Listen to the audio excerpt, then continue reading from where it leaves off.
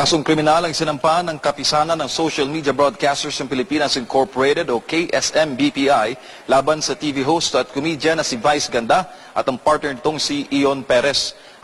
Nahaharap nga sa kaso ngayon sa korte ang komedyante at It's Showtime host na si Vice Ganda at ang kanyang boyfriend na si Ion Perez dahil sa alegasyon ng panlabag sa cybercrime law.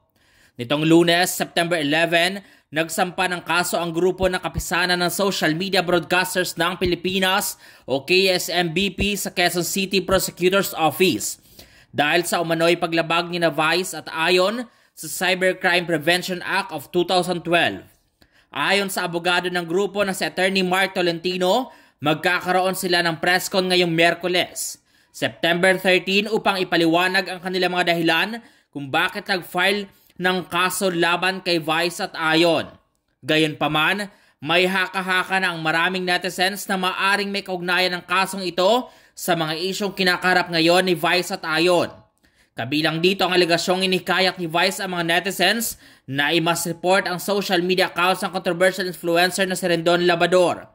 Matatanda ang kamakailan lang, binahagi ni Rendon na naban at binura ng Meta ang kanyang Facebook account na may libo-libong followers. Nabura rin ang TikTok account na Rendon, pati na rin ang kanyang Google account. Sa isang episode naman ng It's Showtime, paberong tinanong ni Vice ang madlang people kung nakapag-mass report na ba sila.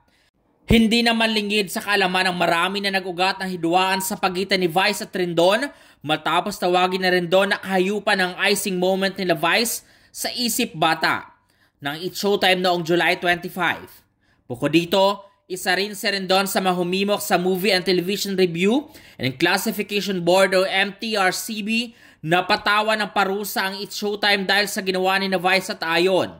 At kamakailan lamang nga ay nilabas ng MTRCB ang resulta ng kanilang pagsusuri kung saan pinatawan nila ng 12 araw na suspensyon ang It's Showtime.